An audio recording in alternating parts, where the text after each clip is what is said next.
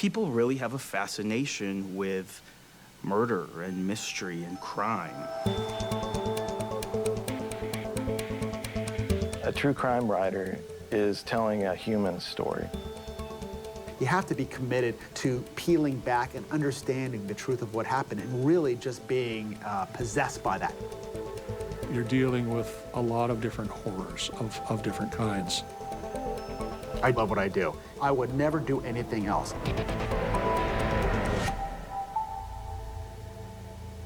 A true crime writer is somebody who wants to tell the stories of crime from, both the victims and the criminal's perspective, and to reveal truths about humanity and justice and injustice. They get inside the mind of the people involved, the victim, how they live their life, so that the readers can understand these characters at a deeper level, so that it moves them on a human level. But to be a great writer, I do think you have to always want to go for the humanity of the story. I think some of the characteristics that might make for a good writer, true crime writer, would be ethics. You need to be as honest and true to the case and the investigation. There could be an intention to sensationalize. And I'm sure your editor and the publisher would love that. But at the same time, you have a responsibility, because this isn't fiction. This is something that really happened.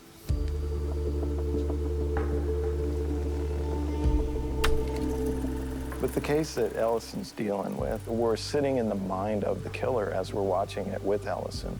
He's going there. He's putting himself into those moments. Becoming a true crime author is a very lonely process. Generally, because you're dealing with true crimes and real events, it inevitably becomes an obsession, because you're wearing different kinds of hats. You're a historian, you're a researcher, you're a detective. Ellison's character's room that he creates, where he shuts himself off from his family, closes the door, but he's got the board with the pictures and the maps and the yarn that he doesn't want anybody else to see, because it's really just a visual depiction of his obsessed but chaotic thinking about trying to figure out this case. Much like Ellison in the movie, I made a chart and I drew out characters and I tried to draw connections to them with spokes coming out to the different people involved. And I tried to think and close my eyes and visualize people moving in and out of different personalities and motives. There's a sense of hyper-focus where that case or that crime becomes, almost the only thing they can think about. The Black Dahlia was LA's most famous unsolved murder. It was a 1947 Los Angeles. A cold, wintry morning about 5 miles south of Hollywood. A woman is walking her daughter, actually in a stroller, to market, and looks over and sees this object just off of the sidewalk in a field. And it's a woman's bisected body, washed clean. Very white, almost like a mannequin, perfectly surgically cut in half. Extended torture for hours. It was just absolutely horrific. About a week after the murder, they identified this Jane Doe as Elizabeth Short. The killer started sending in messages, and he sent in a dozen handwritten messages. And there was one which was undisguised, in which he was going to give himself up. And that I recognized as my father's handwriting. That opened a door and a black hole for me that would consume me and up till this day for the next decade. The process of true crime writing can be very exhilarating when you feel like you've discovered something that nobody else has figured out yet. It's a very different experience being an author than being a journalist or being a detective. I am much more like a historian on a cold trail, picking at evidence and clues that are long since been pawed over by the police. Depending on the kind of case that they're writing about, especially if they're pursuing an open case, that law enforcement is still trying to pursue, they can get in the way. Cops and writers have always had a really adversarial relationship. I'm a retired LAPD homicide detective, but basically it's something that I wasn't quite prepared for when I started my investigation on the Dahlia, because with my reputation, I thought, hey, this will be a slam dunk. We'll do the DNA, case solved, and full cooperation. And sadly, hasn't been the case. They really are not open to hearing armchair detectives or even ex-detectives talk about cases, cold cases, or active cases. You don't seem to care much for our profession. Not everybody in your profession gets it right. I've read your books, neither do you. There was always a recognition that there was a line, and the journalist and the writer was on one side and the cop was on the other. Ellison, he's dealing with a supernatural presence. So he'll be more hesitant to bring that to the police until he's figured out a way to explain all of it.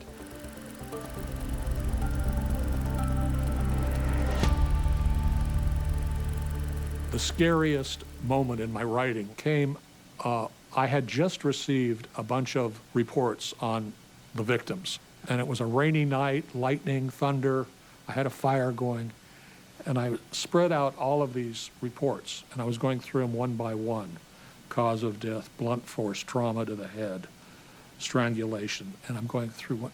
And I got to about the 6th victim, and I've got them all out there.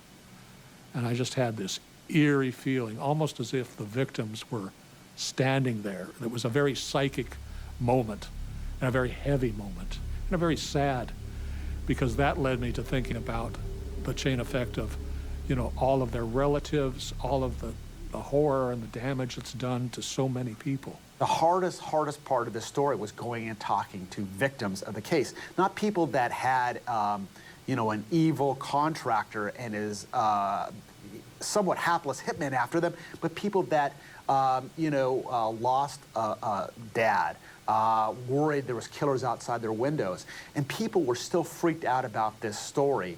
And actually, people freaked out about this killer 20, 30 years downstream from it. It was that scary and that shattering. There is sometimes a great difficulty in figuring out what to write and how to write about crimes and victims, because you want to make sure that you're both holding true to the truth, but also trying to minimize or mitigate the harm that can come from additional attention or additional publicity for people who maybe don't want the public to know certain sordid details about a case or a crime.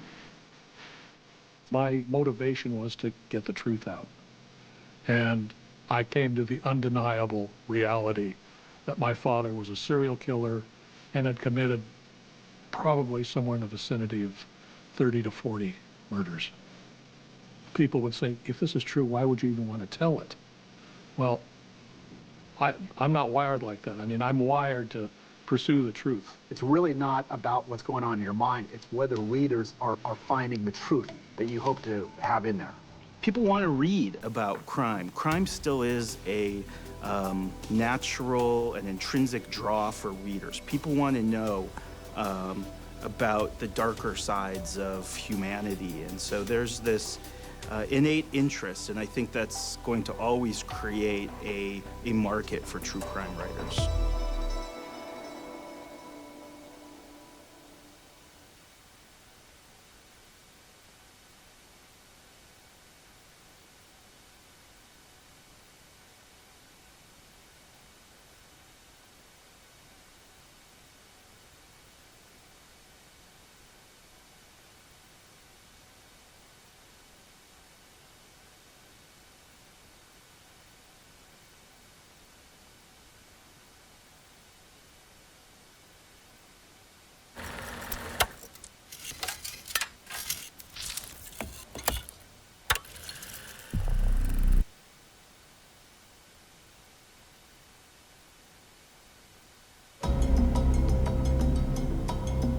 The term that we use in real estate when a property has something that isn't quite right about it or something we need to disclose is stigma.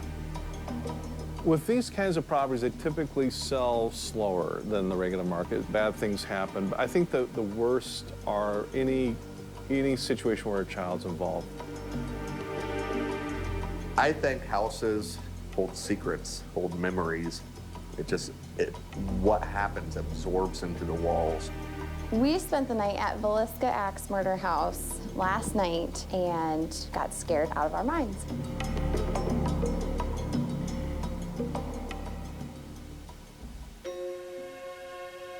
We're in Villisca, Iowa, in southwest Iowa. It's like every small town. The horrible event that happened here was that 8 people got murdered in their beds with an axe, and the murderer was never brought to prosecution. The night of June 9th, 1912, the town had a church service, which started about 8 p.m., got over at 10 p.m. The next day, the neighbor, Mary Peckham, who lived next door, noticed nobody was up doing chores. She said there was an odd stillness surrounding the house. She tried looking in the windows, all the shades were pulled, tried tapping on the windows, couldn't get an answer. And through a series of phone calls, she got a relative down, and he was the first to enter the house and found 2 of what would be 8 dead bodies in this house. The victims were J.B. Moore, Sarah Moore, and all 4 children of the Moore family, as well as Ina and Lena Stillinger, who were 8 and 11. They were little girls that were just friends. Upon inspection, it seemed that they were bludgeoned in the heads only, mostly hit with the blunt part of the axe. Their heads were just crushed. The most plausible theory is that the killer probably hid in the attic, arriving between 8 and 10 p.m. while the Moores were at the church service. Hid in here, shut the door, and waited for him to come home and fall asleep. Around midnight to 3 a.m., it's thought that he came out of the attic and probably got the mom and dad first. Why take the lives of 6 children? That seems so terribly sad. Mr. Moore, maybe Mrs. Moore woke up and recognized, who it was when they killed her husband first, and she might have woke up and would have recognized who it was, and so he killed her too. But why 6 children? It always befuddles me why a murderer wants to kill children. You go to these places, and like any human being that has any heart, you feel really sad. I don't know the right word other than you feel bad. I feel bad when you go to a place where these horrible things have happened. There's no, at least for me, if you have any kind of soul at all, you can't get around that. What this guy did was so evil and so inhuman. To hit a kid multiple times in the head with an axe, unbelievable. And I think that evil, inhuman negativity just left its fingerprint on this house, almost like its mark. And from that moment on, this would never be a home again. A house maybe, but not a home for anybody to live in. At first, if somebody would live here, they could live here rent-free. And that's how they got it occupied. The town decided, let's offer 6 months free rent for anyone that'll live there. And the idea was to get people to move in and forget about it. John Geisman was the first to move in. He stayed one night in the house, slept in the barn the rest of the time. He left his wife and children to sleep in here, but he just said, there's something not right with that house. My advice with a property where there's been a crime or a homicide, suicide, is usually to not try and sell the property right away. It's best to try and lease the property, rent it out. It's much easier to do. It generates an income, and it also has a psychological effect of improving kind of the way that property is perceived by the neighborhood. Some of those examples would be the O.J. house, the Manson house, the Benet Ramsey house right now. Those would have a stigma to it. Many people, no matter, even if you gave it to them, they wouldn't take it. The house has always had a stigma attached to it. It's interesting to watch people walk. They'll walk on the other side of the road. They don't even look at the house. A lot of people in town just don't even want to talk about it. They want to pretend it never happened, that the house isn't even here. This property came up for sale and it wasn't selling, so they put it up for bids. And my husband came home one night and he said, Mark, do you think we ought to bid on that house? And I said, darling, please, I don't want to go there. I've lived with this story all my life. And he says, well, but I've heard that somebody wants to tear it down, and it's a big part of Iowa history. So he went ahead and put a bid on it, and at the end of December, he got a telephone call. And he took the call, and then he didn't tell me what it was. Well, it was the realtor telling him that he had got the bid. He told me in February. So I don't know whether he was afraid he's going to have to sleep on the floor for a couple of nights or what, but he didn't tell me for a couple of months that we had actually gotten the house. We have daytime tours, and they get a history lesson, then they get to come in the house and they tell them what happened in the various rooms. Now the nighttime people, that's a different matter. They can bring their video equipment, they can bring any kind of recording equipment. They get to spend the night all by themselves. It's very rare for anybody to come here to actually get a good night's sleep. It seems like the people are really interested in engaging the spirits. A lot of people are very uncomfortable with the thought of the evil or negative presence that's here that could be the killer. Right when we got here, I went upstairs and checked out the little kids' room and took pictures right away and got a few orbs. And about, I think it was 12:30, we started hearing little thuds on the floor. At 4 a.m., we heard the moaning. This entire upstairs of the Moore house is where a lot of the paranormal stuff centers around. Of course, you got the most people killed, 6 people killed in this upstairs alone, and the killer hiding in the attic. In this room, there's a lot of shadow figures, doors opening and closing, feeling of tugs, feeling of dread, sadness. Directly to my left was the door to the closet, and there is a child's dress hanging on the door. I was just staring at it, and it moved a little, and I kept looking at it, and it did it again. I got really nervous, and so I just, I got goosebumps, and I got really warm, and I got tingles up the back of my neck, and I was like, feel my neck. It was a really uneasy feeling. I've easily spent over 200 nights in the house. Mostly, I like to do it completely alone, where I know if there's a footstep, if there's a voice, it's not me, and it's completely unexplainable. There's been a few times where I've gotten scared to death and I was literally frozen in fear where I was standing.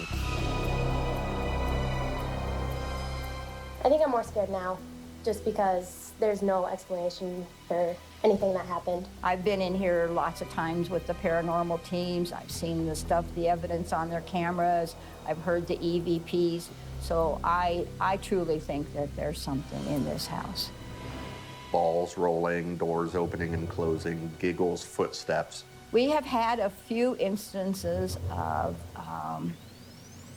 people getting scratched. Throughout the years, I've seen a distinct 180 on the activity. It went from mostly playful to a lot of violent stuff happening. Growls, scratching, people getting pushed, smells of sulfur.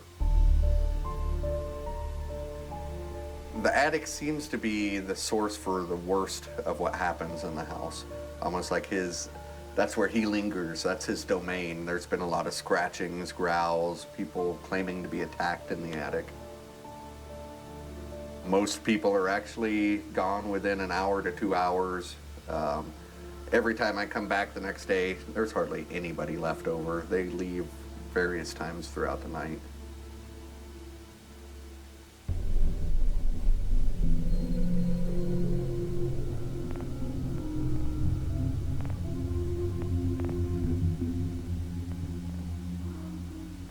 I don't tell a lot of people that I live next door to Mary Peckham's house, just because I don't want to be bugged at 2 in the morning. And I'll sit and watch out the window. I've seen people make 30 minutes, they're gone. An hour, they're gone. Various times, rarely does anybody last throughout the night.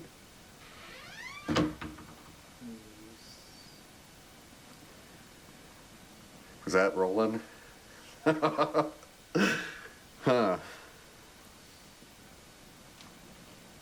Does that stuff happen very often?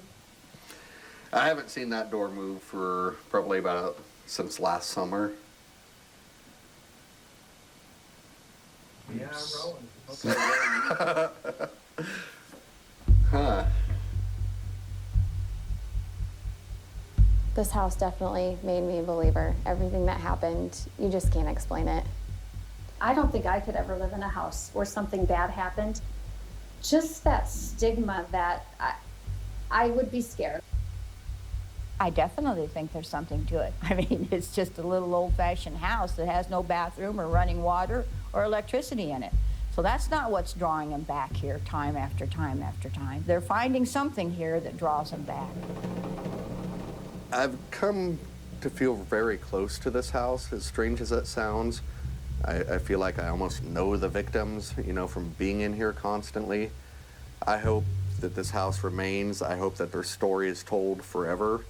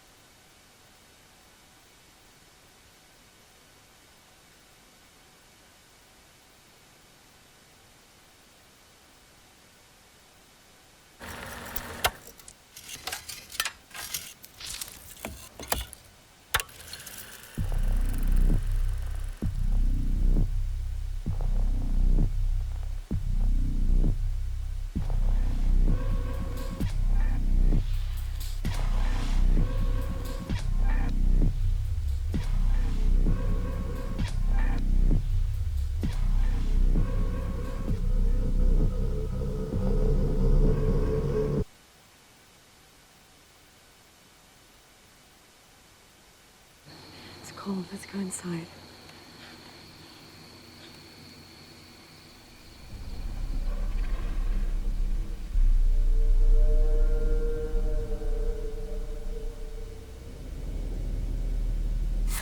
I was in a box. You were in a box. Have a nice morning with your murder victims. Yes, dear. Come on, Trevor, where's your notebook? Should be in my backpack.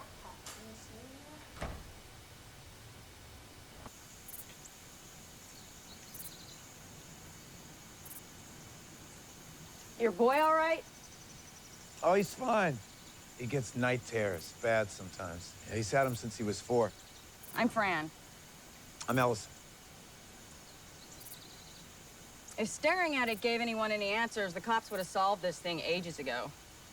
I'm sorry? The tree, you're staring at it. There are more pictures and videos of that goddamn tree than there's any right to be. They should have ripped that thing out of the ground the day they cut those poor people down. Oh, why didn't they? They were waiting for some hotshot writer to come crack the case wide open. Oh, great, another fan. Me? No.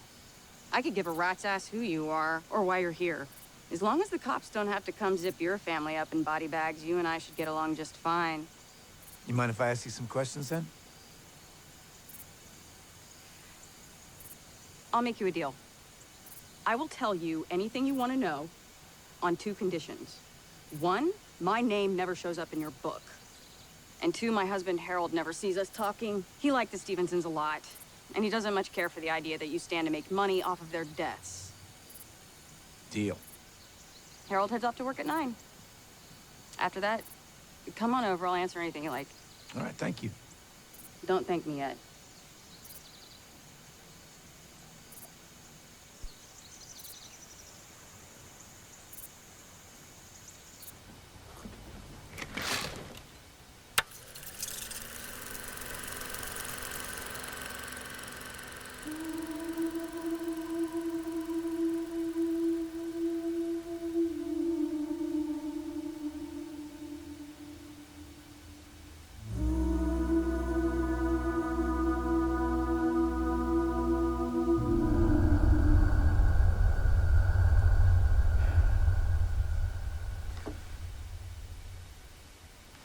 They were such a nice couple. Real beer and barbecue, you know? What do you mean? I mean, back then this neighborhood used to be pretty tight. Movie screenings and block parties. They used to host more often than not. Beautiful kids, all of them. Even the weird one. The weird one? Do you mean Stephanie? Beautiful girl, very sweet, but not like the rest of them. How so? Well, they were all very outgoing. what you see is what you get type of family. The boy, Brian, he was quite popular with all the local girls. The junior high girls would ride their bikes back and forth in front of the house, hoping he would notice them. Caught him more than a couple of times, knuckle deep in the backyard, if you know what I mean. How old are yours, by the way? Ashley's 7 and Trevor's 10. And what does your wife do? Stays out of my way, mostly.